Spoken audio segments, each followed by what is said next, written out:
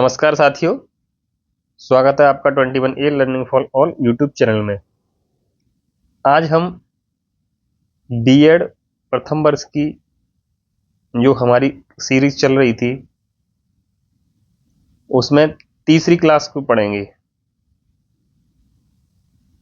Subject है अधिगम एवं शिक्षण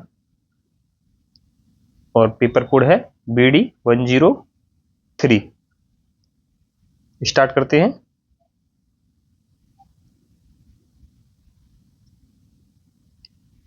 ये क्लास तीसरी क्लास है, इससे पहले 2 क्लासें हो चुकी हैं। शिक्षा मनोविज्ञान की विधियां। वर्तमान समय में मनोविज्ञान के अध्ययन और अनुसंधान के लिए सामान्यतः जिन विधियों का प्रयोग किया जाता है उन्हें कार्य प्रणाली के आधार पर 2 भागों में विभाजित किया गया है। तो शिक्षा मनोविज्ञान की जो विधियां हैं उन्हें 2 भागों में बांटा गया है। एक जो पहला भाग है उनको बोलेंगे हम आत्मनिष्ठ विधि, इसे ही अवलोकन विधि भी कहते हैं। और एक दूसरी विधि है वो है वस्तुनिष्ठ विधि, ऑब्जेक्टिव मेथड्स। आत्मनिष्ठ विधि 3 प्रकार की होती है: आत्मनिरीक्षण विधि, निरीक्षण विधि और गाथा विधि। ये आगे जानेंगे हम। ऐसे ही वस्तुनिष्ठ विधियां कई प्रकार की होती हैं। प्रयोगात्मक विधि होती है इसमें, जीवन इतिहास विधि, उपचारात्मक विधि या निदानात्मक विधि, मनोविश्लेषण विधि, विकासात्मक विधि, तुलनात्मक विधि। इन विधियों के बारे में विस्तृत रूप से आगे चर्चा की गई है। सबसे पहले जानते हैं हम आत्मनिष्ठ विधियां क्या होती हैं। आत्मनिष्ठ विधियां, तो इस विधि को अंतर्दर्शन, अंतर्निरीक्षण या अंतर्मुखी अवलोकन विधि भी कहते हैं। ये बहुत इंपॉर्टेंट विधियां हैं, यहां से प्रश्न हर बार पूछा गया है। इन्हें ही हम क्या कहते हैं? अंतर्दर्शन विधि बोलेंगे, अंतर्निरीक्षण विधि बोलेंगे, अंतर्मुखी अवलोकन विधि भी कहेंगे। आत्मनिरीक्षण विधि मनोविज्ञान की परंपरागत अर्थात सबसे प्राचीन विधि है। इसका नाम इंग्लैंड के प्रसिद्ध दार्शनिक जॉन लॉक से संबंध है। आत्मनिष्ठ विधि के अगर जनक के रूप में हम बात करेंगे तो कौन है? John Locke. इन्होंने इसकी परिभाषा निम्न शब्दों में दी थी। इन्होंने बताया, मस्तिष्क द्वारा अपनी स्वयं की क्रियाओं का निरीक्षण ही क्या है? आत्मनिष्ठ। जैसा कि वुडवर्थ ने भी कहा है, वुडवर्थ ने इसे स्व अवलोकन कहा है। क्या आत्मनिष्ठ में मतलब किसका कर रहे हैं? अवलोकन, स्वयं का अवलोकन ही क्या है? आत्मनिष्ठ अवलोकन या आत्मनिष्ठ विधि, जिसमें व्यक्ति अपना ही निरीक्षण खुद करे। इस प्रकार हम कह सकते हैं कि आत्मनिरीक्षण विधि वह विधि है जिसमें कोई व्यक्ति अपने व्यवहार का स्वयं अध्ययन करता है। मतलब कोई भी व्यक्ति अपने व्यवहार का स्वयं अध्ययन कर रहा है तो क्या है वो? आत्मनिरीक्षण, अपना आत्मनिरीक्षण कर रहा है। एक मनोवैज्ञानिक और हैं जिन्होंने परिभाषा दी है स्टाउट के अनुसार,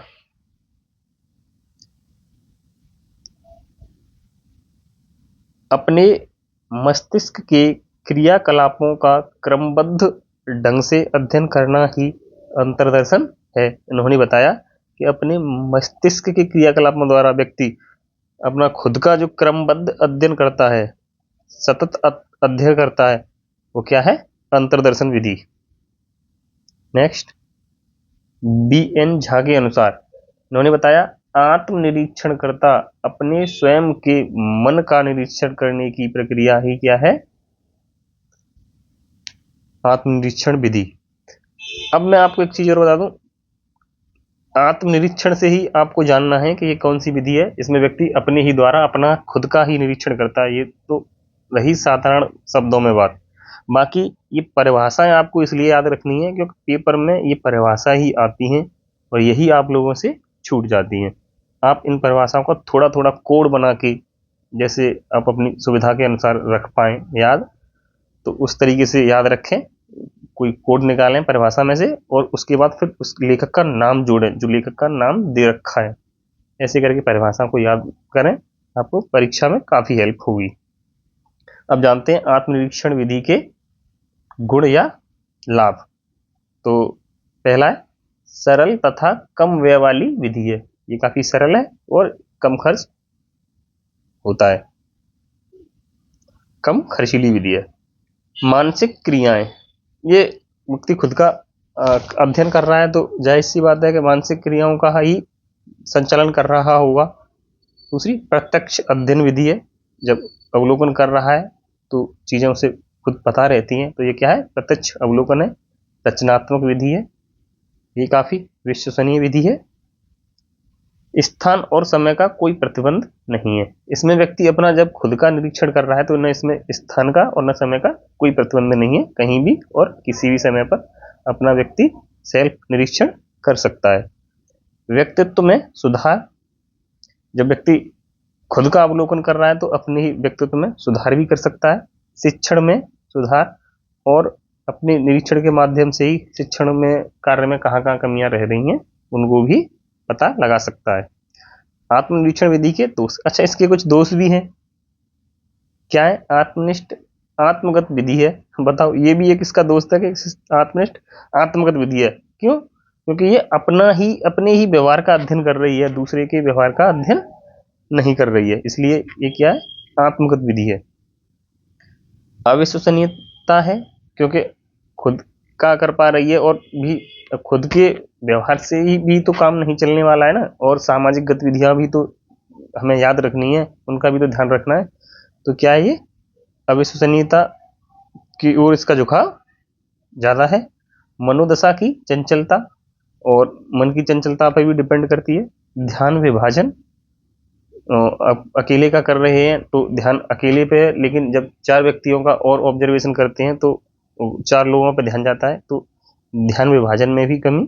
भाषा का प्रभाव इतना नहीं हो पाता है। सार्वभौमिक प्रयोग, और जैसा मैंने बताया सभी लोगों पर प्रयोग करना भी जरूरी होता है, और ये सार्वभौमिक प्रयोग करने में सक्षम नहीं है। इससे आगे पढ़ेंगे निरीक्षण विधि। निरीक्षण विधि क्या है, तो यह विधि भी आत्मनिरीक्षण विधि जितनी पुरानी है, जितनी पुरानी आत्मनिरीक्षण विधि है उतनी ही पुरानी ये निरीक्षण विधि है। इसमें क्या होता है, इस विधि को बहिर्मुखी अवलोकन या अनियंत्रित अवलोकन के नाम से भी जाना जाता है। इस विधि का प्रयोग हम 2 रूपों में करते हैं, एक तो करते हैं औपचारिक, दूसरा अनौपचारिक। निरीक्षण विधि के लाभ, इसका जो पहला लाभ है वो है वस्तुनिष्ठ तथा वैज्ञानिक विधि है। विश्वसनीय तथा प्रामाणिक विधि है, काफी विश्वसनीय और प्रामाणिक भी है। लचीली है, काफी फ्लेक्सिबल विधि है। और दूसरा जो है शिक्षा स्थितियों में लाभदायक है, और शिक्षा की स्थिति परिस्थितियां हैं उनमें काफी लाभदायक है। तीसरी ही जो विधि थी आत्मनिष्ठ विधियों में वो है गाथा विधि। इसमें क्या होता है, गाथा विधि पद्धति को उपाख्यान विधि भी कहते हैं। याद रखना है आपको, इसे क्या कहते हैं, उपाख्यान विधि भी कहते हैं। यह एक आत्मगत विधि है।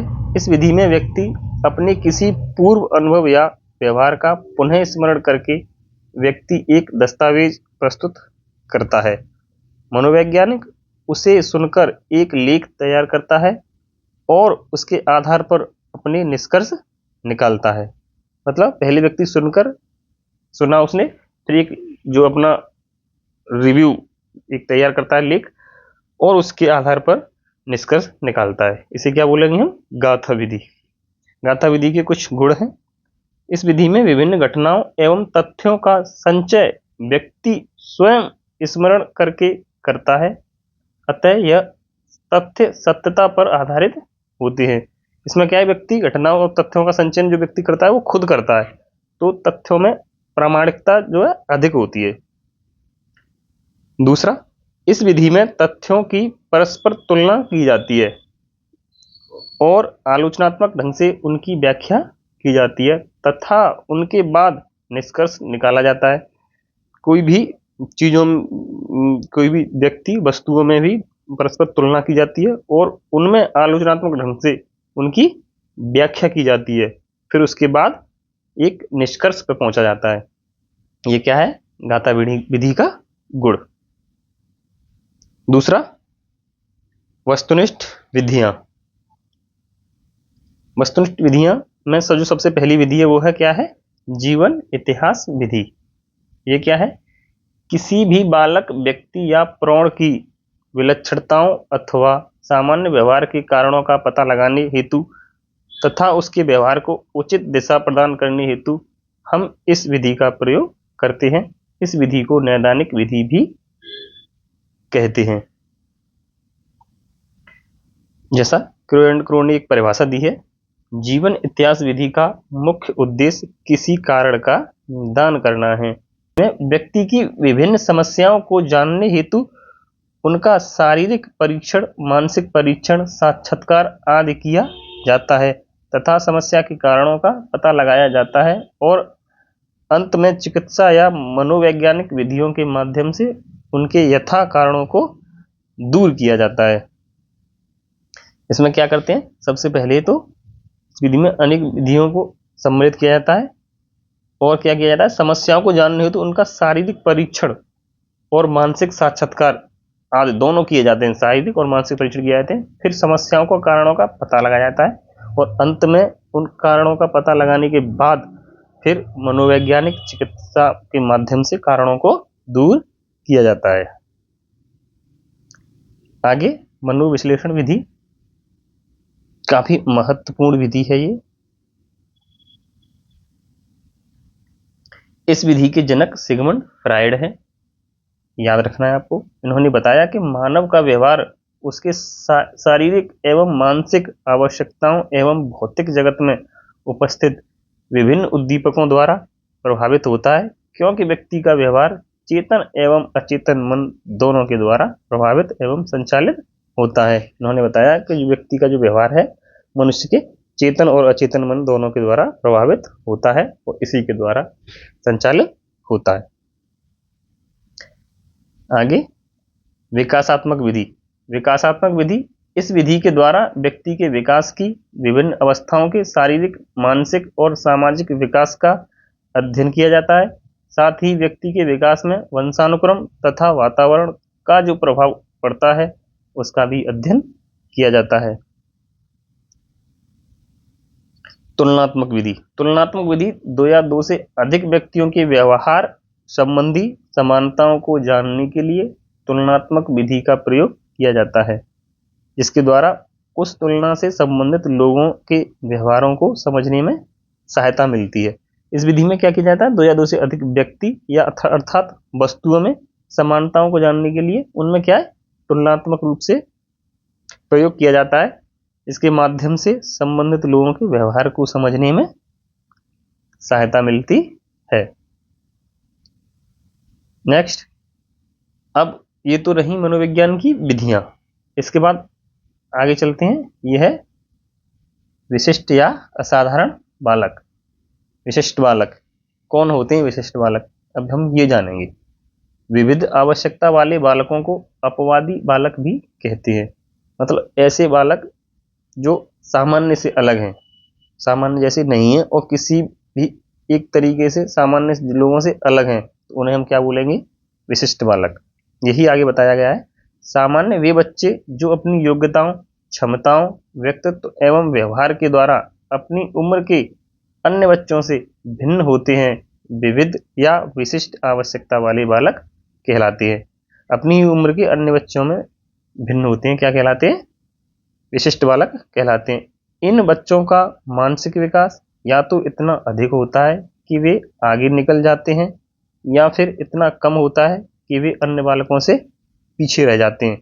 इन दोनों ही स्थितियों में इस प्रकार के बच्चों को अलग प्रकार की शिक्षा एवं अन्य प्रकार की सुविधाओं की आवश्यकता होती है। अर्थात कहने का मतलब ये है कि जो बच्चे सामान्य से पीछे रह जाते हैं वो विशिष्ट हैं, और सामान्य बालकों से आगे निकल जाते हैं वो भी क्या है? विशिष्ट बच्चे हैं। मतलब साधारण शब्दों में कहने का अर्थ ये है कि सामान्य से जो भी भिन्न है क्या है? विशिष्ट है। आगे चलते हैं।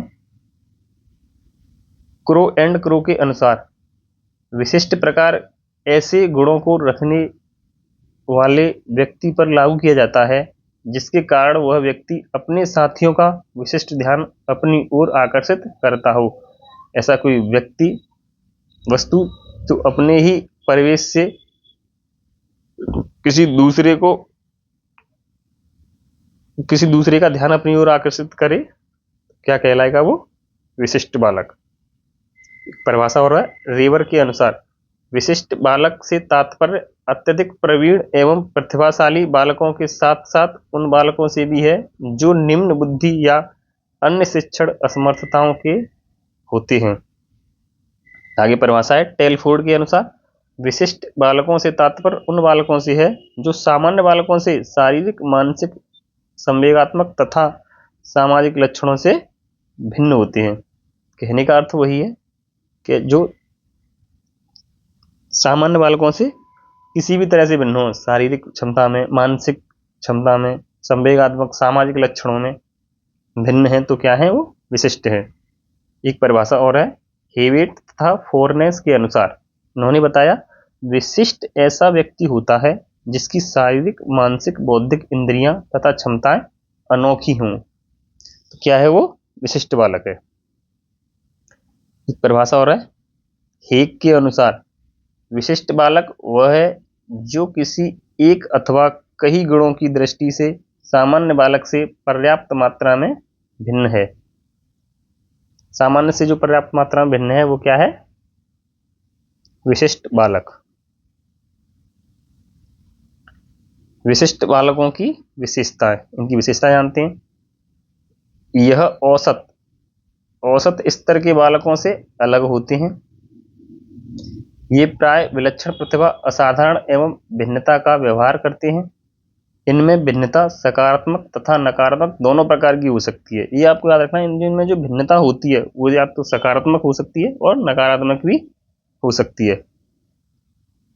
वातावरण में समायोजन करने में कठिनाई, वातावरण के साथ समायोजन करने में कठिनाई होती है। इन बालकों के लिए विशिष्ट शिक्षा की आवश्यकता होती है। ये बालक प्राय शारीरिक, मानसिक, संवेगात्मक एवं सामाजिक रूप से विशिष्ट अथवा विशिष्ट आवश्यकता वाले होते हैं। अब आते हैं विशिष्ट बालकों के प्रकार। विशिष्ट बालकों के कौन कौन से प्रकार होते हैं? पहला है जो मंदबुद्धि बालक, किस श्रेणी में आएगा? विशिष्ट बालकों की श्रेणी में पिछड़े बालक, अपराधी बालक और प्रतिभाशाली बालक भी किसमें आएगा? विशिष्ट बच्चों में। सृजनात्मक बालक भी क्या है? विशिष्ट है। धीमी गति से सीखने वाले बालक, आशा से कम सफलता पाने बालक भी क्या है? विशिष्ट बालक। आज की क्लास में यहां तक ही। इससे आगे अब हम नेक्स्ट क्लास में जानेंगे। इसके बाद मुझे लगता है कि इस यूनिट में एक क्लास और होगी, यानी कि आपके एक यूनिट में कम से कम 4 क्लास हैं। 4 क्लासों में एक यूनिट हम कवर कर रहे हैं, तो लगभग 1 घंटा 20 मिनट में ये सारी क्लासों को हम कवर कर लेंगे। तो पेपर के दौरान अगर आप इन क्लासों का रिवीजन करना चाहेंगे तो बहुत ही कम समय में रिवीजन कर लेंगे और परीक्षा में बहुत अच्छा कर पाएंगे। ठीक है, आज के लिए इतना ही। धन्यवाद। इससे आगे मिलते हैं नेक्स्ट क्लास में। Thank you.